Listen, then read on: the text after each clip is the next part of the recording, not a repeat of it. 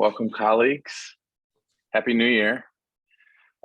Thanks to all of you who are joining this evening, whether it's nice or cold, wherever you are. I'm Zooming to you from Buffalo, New York, where it's a little chilly, but I've got a couple days in the area, and I'm excited to be here. Reminds me of growing up in Minnesota a little bit, where I'm from. But Kim and I were talking before this got on, as I've gotten more thin-skinned over the years, not having lived in the upper Midwest for a while. But thanks for those of you who joined.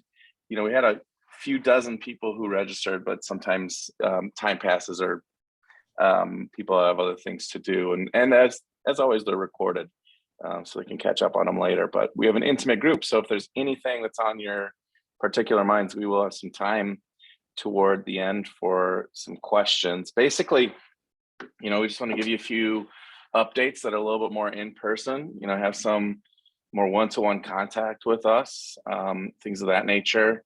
And, you know, as always throughout the year, anything that's on your mind. So the first thing I just want to share is just general feedback that, you know, I've been hearing about with regard to everything. A lot of people, one thing that's been really nice about the curriculum is people have been making it their own, and also making their own curricula, which I think is awesome. You know, as I say, I hope that teaches one to fish, but also gives people to fish, or vice versa, whichever the one is. So people have been coming up with cool new activities, or activities that they've derived from other places. I've been doing some reading up on other games too that are possibilities, you know, from Marzano and stuff. But one I heard from a colleague in New Jersey. She teaches some older kids in middle school, actually, so because she had to develop the curriculum, because it's only goes up to 5th grade. But one kind of fun game she came up with was like using the words to roast people, like her, the teacher, like roast the teacher in a fun way, or to roast I use something else. But anyway, I thought that was kind of a nice thing. Probably, yeah, makes sense for older kids, where you can like roast somebody. And roasting is just like, as many of you know, like you get a comedian like who on the stage, and all the other comedians like make fun of them, and it's supposed to be it's a position of honor to roast somebody, to make fun of them through jokes. So that was kind of an interesting thing. But people have been making Jamboards with the curriculum. People have been doing a lot of great things. So if you've been doing anything or sharing anything, as always, you can on social media just share the hashtag word love, and that's a way to spread the news of what you're doing. It's the cool things that you're doing in your classroom. Because it does take a life of its own beyond the words on the page and the charts as well with your kids. I'm trying to think here if there's been some fun things. I got a chance to try out some of the work in a school in Queens, and just a beautiful quote from one of the kids was something along the lines of, "Was this a once in a lifetime opportunity? Do we get the chance to do this again?" They just loved it. They had so much fun. They were laughing and learning. And so that's just a real fun indication. Other news: test prep, academic vocabulary is being revised right now. So thanks to those of you who have joined in a few months ago on the survey. The words have been chosen, and most of them are similar to the ones that were already there, but there were some revisions, and sometimes words shifted to different grades depending on a grade's preference, or new words were chosen, other ones were dumped, and I was like, yeah, that's probably a good idea. They're about a third completed, so they'll be ready probably by the end of the month. So we've been promising January, so it might be the last day of January, but it will be January. We've got something for you who've joined us today that Kim made. She made a little tool that can go along with one of the games that's in some of the later units now. It wasn't in the first units, but it's been cycling through some of the other ones. And this game, what are they? These are little cards that can go with the Whose Job Is It Anyway? And so here they are. It's just like various occupations. We tried to think of occupations that were both like aspirational, but also occupations that were ones that kids see each day. So these are some of them. And if you want to, going back to roasting, you can see Kim made one. You can see the cashier. That's me. I love it. Oh, that's beautiful. So anyway, I'm going to share those with you as a gift for being with us today, to taking this time out. I don't know, Kim, if you wanted to add anything some of your thoughts or anything that's on your mind right now as I get this link ready. Oh yeah, no, I mean, thinking about the kinds of professions that kids are used to seeing and thinking about and talking about, and just a way to kind of think about making this big heady work feel very tangible, and like, oh, I know someone who does that. Oh, I know someone who's the postal worker. And so that was something that I was thinking about as I was doing the illustrations, was just we're having kids doing this big work, but also it's about kind of how they are relating to the world around them. And the world around them is filled with doctors and artists and cashiers named Mike. And it's a way, yeah, exactly. It's a way to get the transfer. And the reason I really love that game, whose job is it anyways, it's one of the games that allows kids to practice using the word more deeply in their own lives. So in a lot of the other games, you provide the examples for them and that they either say yes or no to, or they connect the word to. And in the Whose Job Is It Anyway game, now you're just saying, here's a job, here's a word. How might this exist in the real world? And now if you start seeing transfer, they start seeing possibilities. This word does not just exist in this book. This word does not just exist in the situations that my teacher shared or in the charts, the beautiful charts that Kim has made. I can imagine where this word goes. And so how would these cards be used? They can be used in a number of ways. Now that they've been made, I'll probably put them in the slides for those of you who've been using the slides. But you could print them out, you could cut them out, you could literally just have like a deck of the occupations, and you could pull one out and put it under the docu camera, or keep them online and put them on a screen, and you would just say, here's this job, and then here's this word. Imagine how could this exist in the real world? And so just a little gift to you for joining us today as well. So there's black and white versions, and there's color versions, there's print, and there's digital, and that link will get you there. Our gift to you. We're grateful for you being a part of this. One of the things that we've been working on are some asynchronous videos. I'm a little bit conflicted about asynchronous learning. I'm definitely a proponent of us teaching children as they're in front of us, but I know that sometimes with schools being shut, or classrooms being sent home, or kids being sent home, sometimes having anything can be meaningful. And so it takes a while, but I have been, recording some asynchronous videos using the slides that are available. And if you'd like to, get your hands on them, first you might want to see them, see if they're any good. So I put a little sample up onto YouTube of Bend 3 of character studies, just as a sample. But those are available if you're interested in them. The feedback, I sent out a little survey, and the feedback was overwhelming, as in very positive, like, yeah, we'd really appreciate asynchronous video. So like I said, it's in an ideal world, obviously, I wouldn't be your child's teacher. But I do also know, on the other hand, that one of the most meaningful things I experienced last year, if any of you used the TCRWP videos, I was in a few of them, and kids were just really excited. And that was the first time I ever felt like a celebrity, what it must be like to be a celebrity, because they wanted to meet me, and I've never met them before. They had all these experiences with me. And so I zoomed into a lot of classrooms last year, and I do a read aloud, or they do an interview with me. And so it was fun. So it is meaningful. You do, even though you're not actually with the class, you're a part of them. So they will be available for people who might want them to lean on as well. In terms of next steps, we are talking about this. Kim and I, are constantly talking about where we might go next. And just to give you a sense, some of the things we're thinking about once we wrap up Word Love, which should be wrapped up pretty soon. I mean, we're not going to revise this forever. At some point it'll be just there. It can always be improved, certainly, but we'd love to go on to different things in addition to revisions. But we've got the academic vocabulary and the test prep. And then I think we have research clubs for 3rd grade, and then I think we're gonna call it for the year. I don't think there's any other units that are coming out that go along with 3 to 5 units anyway. And so we're thinking about going a couple directions, and obviously your input, we'd appreciate. But one of the things we've been thinking about is making some tools, some language structure tools for multilingual language learners, and coming up with a simple little cheat sheet, little curriculum sheet, a little guide for how to use them. We think those will be a lot of fun. I'm always thinking about going into writing vocabulary, more specifically for writing workshop.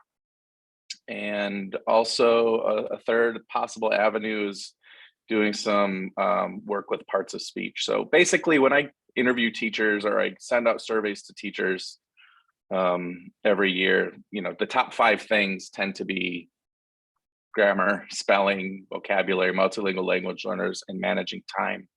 And I've given this survey for the past 5 years, and and I've added and taken things off of the survey, as trends come and go in education. And those 5 are always in the top 5. They jockey for positioning, but they're always in the top 5. So that's why where a lot of this comes from. It comes from you, like where are your minds? Where are your hearts and minds right now? And so those are some things we're thinking about.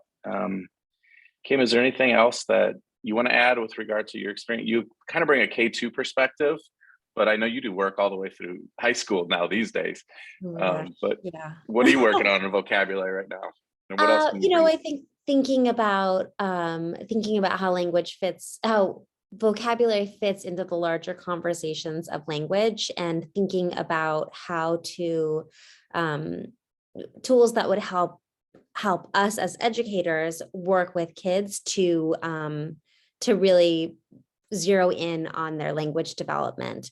And yeah, so I think I am, my background originally was K2, although I'm doing big kids now and they're really tall and weird. I'm weird, they're tall, but thinking about what vocabulary looks like for younger kids, where the books are shorter, and thinking about, I've been thinking about, my daughter was doing virtual pre-K for the last week. It was fascinating. But she's 3, and they were thinking about, they're starting a study on restaurants. And I was thinking about all of my favorite books, read alouds for food, like bibimbap and fry bread, and thinking about the kinds of vocabulary that kind of connects those books, words like ingredients or words like serve, things like that could really help kids talk across books. So thinking about vocabulary across grades, and thinking about just different ways to support kids in talking and thinking and playing.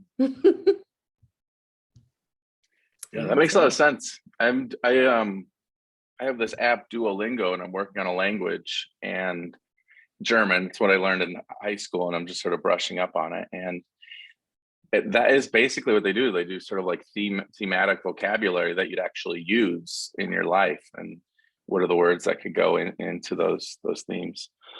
I'm trying to think if there's anything else that we could think of. I have gotten a lot of you email me questions, and we have a little discussions and stuff. And so that I'm just trying to think if there's any cool stuff that's been popping up there. Some people have, been asking me about, what are the other things that we could do. I know that the Teachers College Reading and Writing Project really sort of like advocates for a lot of Freddie Abair's work. And I think she's great. I think she brings a really good perspective into vocabulary. Her perspective is a lot into like families of words that tend to go together, that connect. So there's this holistic aspect of it. And she has very good cautioning against, don't just focus on rare words, make sure that they're words that they're actually going to see and use. And she's got a lot of wise words and ideas too. So there's a lot to do. She has these like this framework of like 7 vocabulary strategies. A lot of them are already incorporated into the writing units of study, or it's just sort of like self-evident. They're like, teach kids that you're going to encounter new words as you read. We're like, oh, kids probably know that, but they're still wise. And a lot of things that are common sense, oftentimes it's helpful to tell kids those things that are common sense too. So there is a holistic approach, and there's certainly ways you could go in there too. what Word Love provides is it's just more systematic. It's just focused on one aspect of vocabulary acquisition, which is learning individual words. And it's not the only thing. I've said in a number of other areas before, it's just sort of a complement to what may be not as sort of pumped up in some of the curricula that we see. And so that's where it comes from. Certainly there are I mean, if we're thinking about next steps, another thing I would love to add is work with prefixes, suffixes, and roots under that umbrella of word solving, which is another aspect of vocabulary acquisition.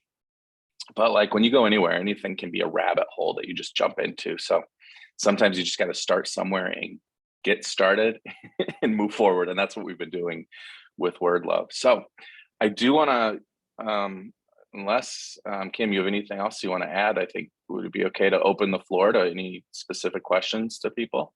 No, I mean, I am just so excited to hear, the good and the complicated of this work with kids. I think that every time I have little glimpses of what this looks like with kids, it's not just me, sitting behind my iPad making pictures. It's kids really doing this big work. And so yes, please. Yeah, people have any celebrations they want to share or things that they've been curious about, you can, whatever you're most comfortable with, if you want to unmute yourself and ask, or if you want to type it in. We have a small group, so I'm not too worried about, I think we'll be able to figure it out whose turn it is, but go for it if we have anything that people want to ask. I know some of you as we're entering had said that you had some questions too, so hold it forward. I just had a question about how you chose 3-5, because I have my colleagues in K2, everybody's like, I want to do that, right? I have a theory, but I just wondered if what you're thinking was. Right, it is less complicated than or mysterious than it might seem, other than I'm a 3 to 5 staff developer, and that's what I've taught is 3rd, 4th, and 5th grade. And in the spirit of trying to do anything and move forward, I started with what I knew. People often ask me, what about 6-8, Mike? What about K2? Certainly possible. It's certainly possible. I would probably first go into, I apologize to K2 people. I'd probably go first into 6-8, then into K2. But like I said, if people sort of like can see how it goes, they can kind of develop it on their own. And I hope that many of you, once you've played a bunch of these games, that you realize that a lot of these can be extemporaneous and off the cuff. I bet many of you are revising them yourself on the go. You're like, here's a better one, knowing my class. Or, eventually like you could do a yay or nay, just like extemporaneously, just like, I'm going to teach you a word. Let's do a quick yay or nay with it. You can kind of see how with practice that you could do that. And so other things, this work is a lot derived from Beck and McKeon and Kuchen's work in bringing words to life. And they have chapters that are specifically devoted to K2. And their methods are similar. Like you can do these methods for all grades. Some of the specifics are a little bit different. Like, I've mentioned earlier, if you check out some of the places on like the free podcasts that talk a little bit into the curriculum, one of the recommendations is like, well, when you select words for K-2, the words might not exactly appear in their books, but the concept might appear in the book. And so you can still teach the concept even if the word doesn't appear in the book, because they recommend using books that kids are actually reading too. And sometimes kids aren't, correct me if I'm wrong, in K2, kids aren't always reading the books that you're reading out loud to them. Is that true? Right. Did I make that up? Yeah, and just the nature of having multiple texts that you would be using to study a particular kind of bundle of concepts and ideas. I think it's a really interesting. I think a lot about it, but logistically, it is a little bit trickier to say, okay, these are the 10 books that you should be reading aloud that are going to support this particular this particular kind of language group, but it is something that I think a lot about.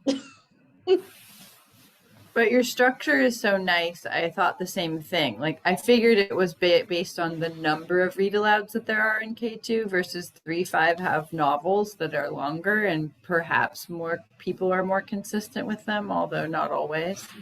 But if I could teach the game structure, right? Like at staff development wise, you know, that might be a way of sharing beyond the teachers who have participated. Just, you know, share the love. Yeah, and another thing is, so the tension comes in the words that you choose. So a lot of people say, choose words from the books that they're reading because those words exist, they'll encounter them, and so on and so forth. And I've also said that narratives specifically are a good mnemonic device. We're storytelling creatures. So if you can tie the word to a story, it's going to live much more easier in the heart and the mind of a human if you can connect it to a story. But then I thought, well, if that's true, the stories that we read aren't the only stories. So maybe I've been trying to think about this so that words aren't always tied to read alouds. Like maybe you can tie the words to the story of your class, right? So if you are sharing a word, you could say, you remember that day when this happened? That was an example of this, right? Things gonna get tricky though, because a lot of the words I've realized, and this brings up sometimes some tension, or have a negative valence to them. And the reason they have a negative valence to them,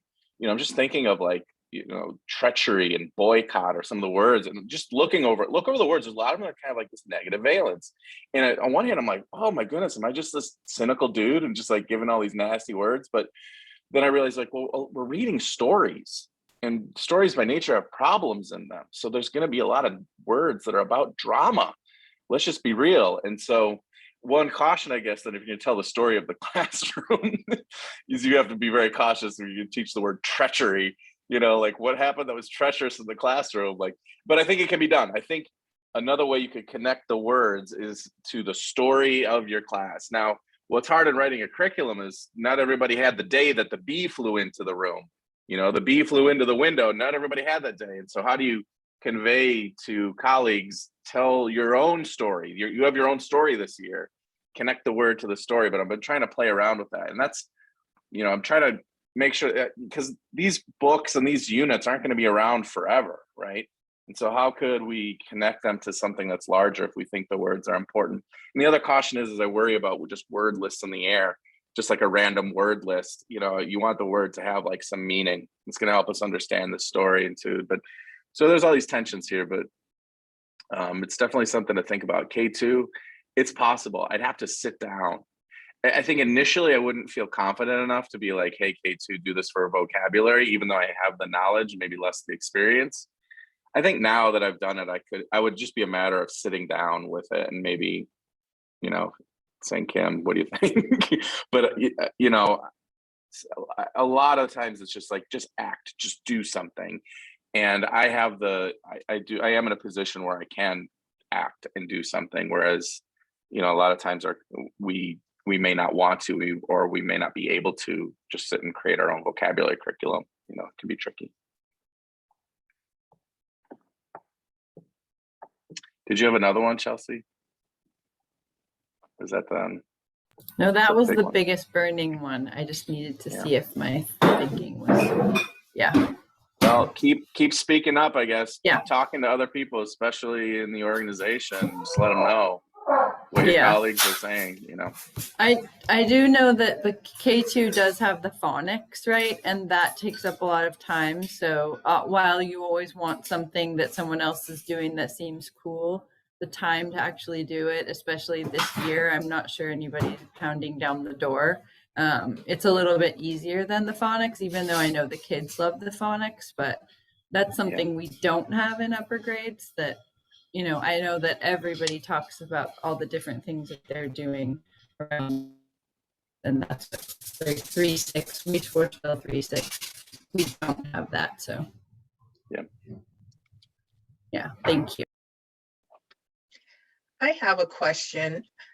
I haven't used word love at the beginning of the year. I'm starting it in my next unit. And the reason I didn't is because our district adjusted some of the units as an option for some of the teachers to focus on Black authors and Black main characters in the books. And so the first couple of units, I chose to pivot my class. We're going into informational text. So my question is, the reason I didn't use it is I didn't really look at the vocabulary. I didn't really dive into it to see if it's vocabulary I could use with the book that I was reading. Are the words, so for narrative, are the words that are used general words that perhaps in the future I can use, or is it something that I need to look into if I'm making a different choice for the books that I'm using for Read Aloud to create my own curriculum or to choose my own vocabulary? Is my question making sense? Yeah, let me see if I can say it back to you, Kathy, and let me know if I got it accurate. Thanks. What I think you're saying is like, could you use the words in other books? Like, say you're reading a different book, could you use the same words? Is that it? Yes, the answer is yes, with a caution and a caveat.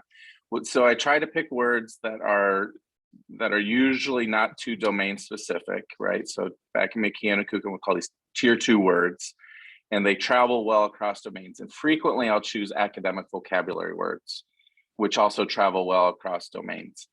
Now, the words I choose might not explicitly appear in the books that you're using, but what the concepts might appear. And so the analogy I often use is, perhaps I have a word that's envy, but the word envy doesn't appear in the book that you're reading, but maybe a character is jealous of another character. You could still teach the word envy if the concept appears.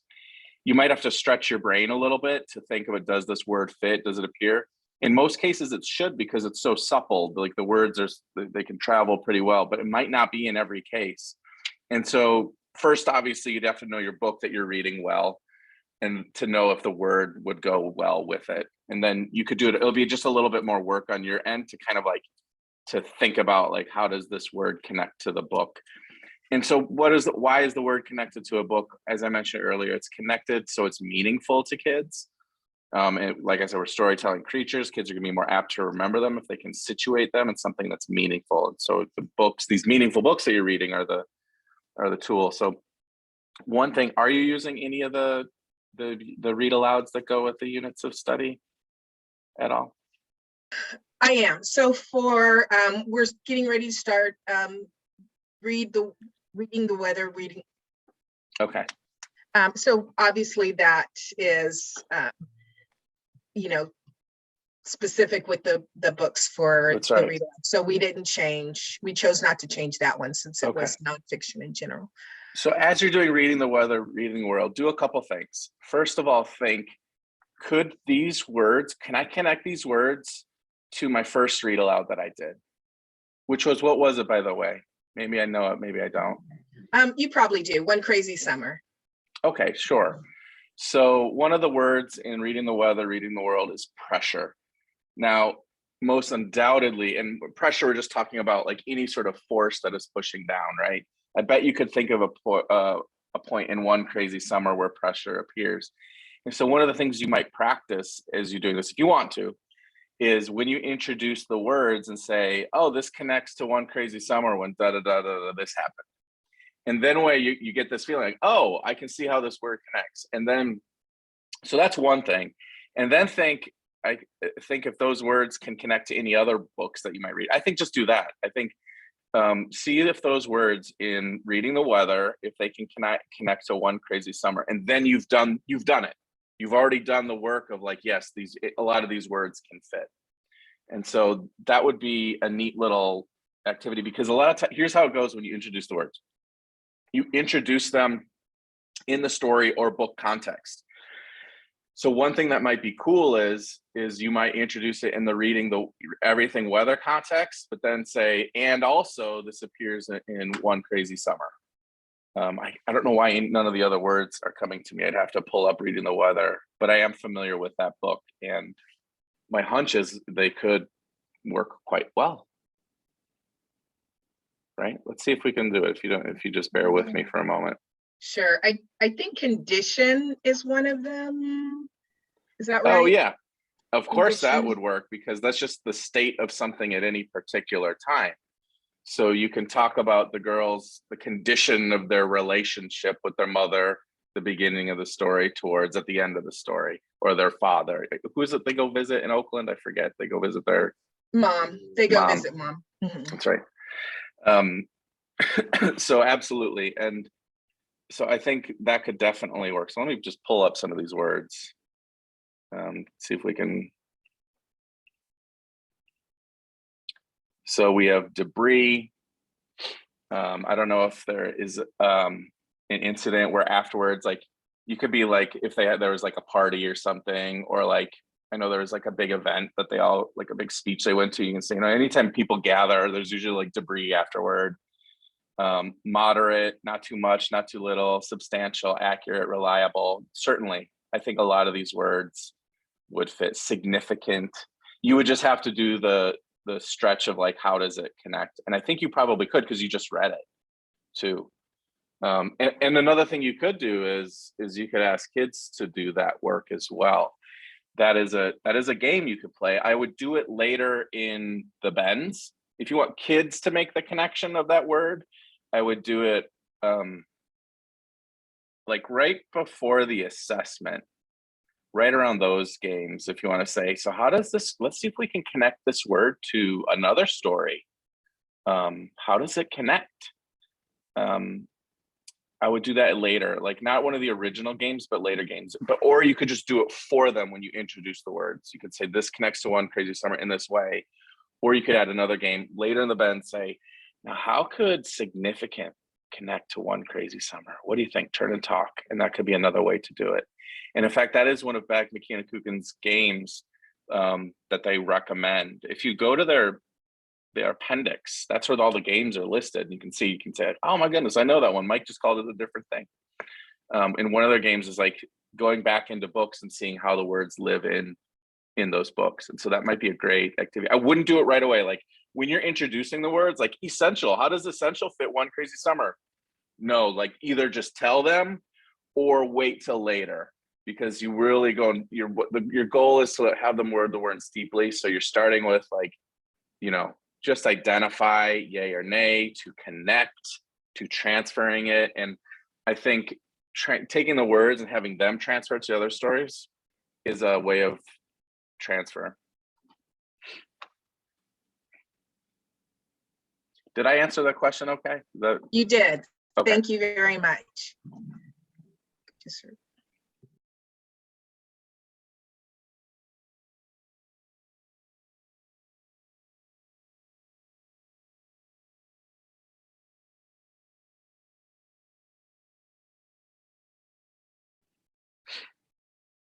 Anything else, colleagues?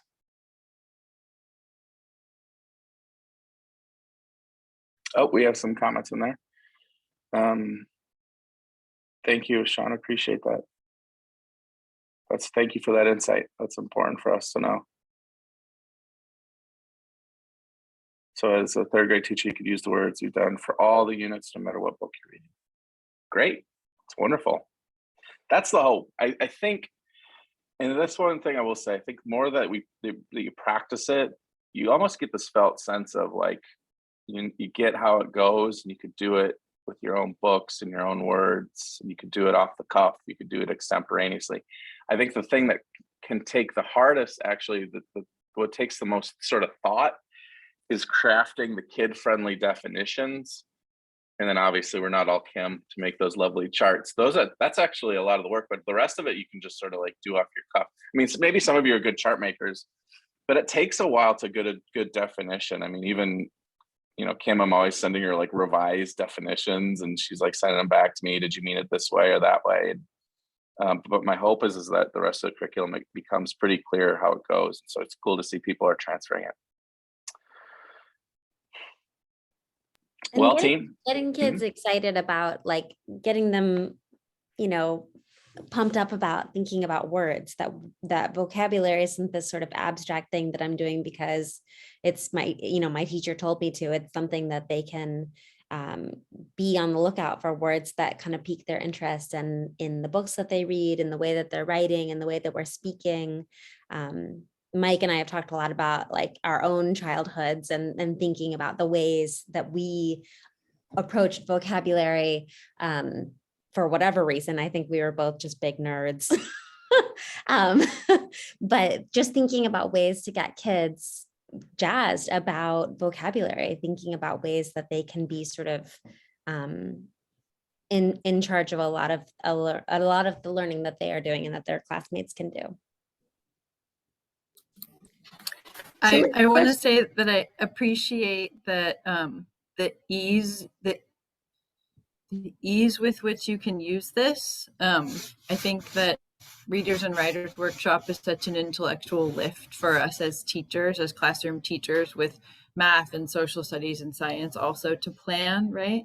So it just feels so lovely to have something that connects so beautifully, and I can just do it. So I know that especially in this era that we're in, that is so appreciated. So Thank you for that. That's sort of the intent, is to have it be pretty straightforward, not take up too much time. If you need to read it off your lap, read it, and that the real joy in learning comes from kids engaging with the words and learning the words too. So thank you for that. Appreciate it. Linda, you look like, I think you're going to say something. Yes. So I kind of want to piggyback from what Kim was saying. I'm wondering if just doing this little bit of work increases the amount of word consciousness in the classroom, so that children would grow into naturally being more curious and finding words in the text they're doing in independent reading. In particular, I'm thinking about, I'm a literacy coach, K6. I'm thinking about my 6th graders in the character unit in the fall.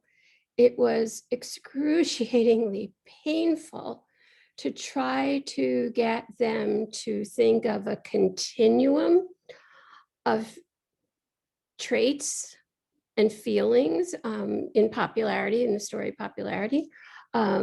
So I think it's Mary Aaron Worth who wrote that one, right? When she said, well, so is Will uncaring or is he really ruthless? And they're like, what? Just even to get them to think about words. I just remember one guy was saying, well, part of the time they were thinking one way, but then he was thinking another way. And I said, so what would be the word for that? And he looked at me, he goes, there's a word for that? And I'm like, oh my gosh, you're in 6th grade, child. But I do wonder if this is another result of COVID and not being in school and lacking all those partnership conversations and using vocabulary.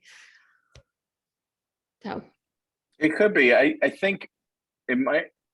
One thing I think about too is sometimes in a character trait unit, we throw a bunch of character traits at kids, and either they know the words and they don't need that list, or they don't know the words and the list isn't help teach them what the word is. And sometimes we're like, just put these words on a continuum. Well, if you don't know the word very deeply, you might be able to understand like this. And this is what Word Love explicitly addresses, which is that your depth of knowledge in some words, right?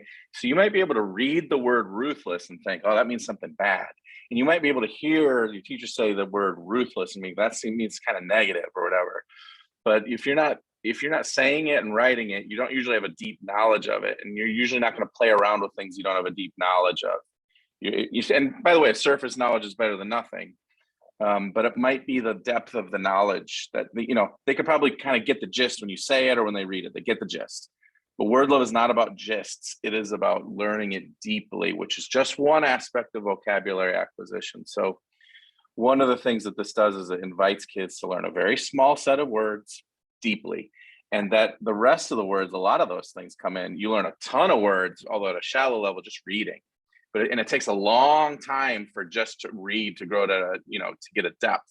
It takes years and years and years.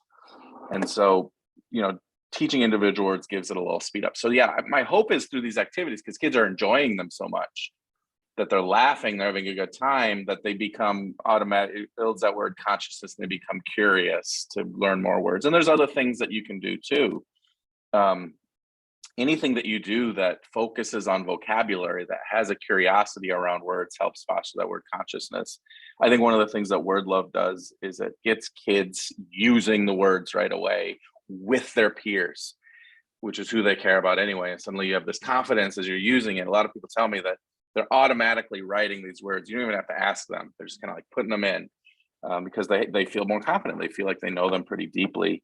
You know, certainly anything can be attributed to, you know, having a little bit of loss, you know, through global disasters, certainly. But I think sometimes what some of the curriculum that we use does just throws them a grab bag of words and asks them to play around with it, which can be nice. But if you don't know those words too deeply, you're already not using ruthless in your speech. You're already not using ruthless in your writing. It's going to be hard to play around with them unless somebody's going to, you know, say in this text, somebody was ruthless. And ruthless means this. Say the word with me. Now, if I say something that goes with or without ruthless, like get it started on that path. And I think if you just played around with the word ruthless for a week, 5 minutes a day, kids are going to be able to play around with it on that continuum, I think, a little bit later. And it doesn't take a lot. I don't think it takes a ton, but I think it's sometimes, and I don't know that Mary's unit that well, so I'm not sure, but what I see a lot is like, here's a grab bag of words, throw them out of kids and play with them. And they may or may not know them that well. And so that's maybe one of my wonderings. I don't know though, could be a host of things, and it's all speculation, but I think at least with the Word Love words, if you assess kids on them, it's my hope that they're, you know, they know the words, right? That they know they seem to be doing well on an assessment of them. And yes, I think to your original point, I think anything that gets kids excited about in what words are and how they work will help them build their not only word consciousness, but their general vocabulary acquisition. Yeah. I think also modeling the kind of thinking that goes into using vocabulary and modeling some of the messiness of, oh, is it this or is it this? Let me think about it. Oh, it's actually more like this, right? Like, oh, I was watching you all play soccer during gym and I was thinking about, you know, how one kid was about to score and I was thinking about, was it this word or this, just kind of modeling that sort of playing and not getting it right. I think something that's so important about vocabulary is that messiness, is that approximation. And that can be kind of scary for kids in all contexts, but being able to be the person who is willing to say, I'm going to try this word and it's going to, I mean, we all have moments in our memory of this, right? Where we tried a word and just butchered it. Or someone said, no, that's not, you didn't use that right. But being able to model that kind of the thinking, the metacognition that we're expecting kids to be doing when they're trying this workout. I always get teased for mispronouncing the words, but using them correctly. Speedometer. I was reading Matilda to my mom in the 3rd grade and I read speedometer and my sister laughed and laughed at me. But why would I have known the word speedometer? Anyway.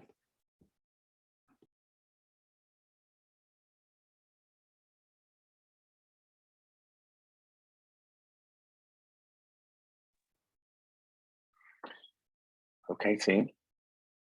Feel free to jump in if there's anything else. For those of you, if you joined us later, I'm not certain, but we have a little gift for you, some little cards to the game, Whose Job Is It Anyway? So those are just some things that go along with that specific game. You can check them out.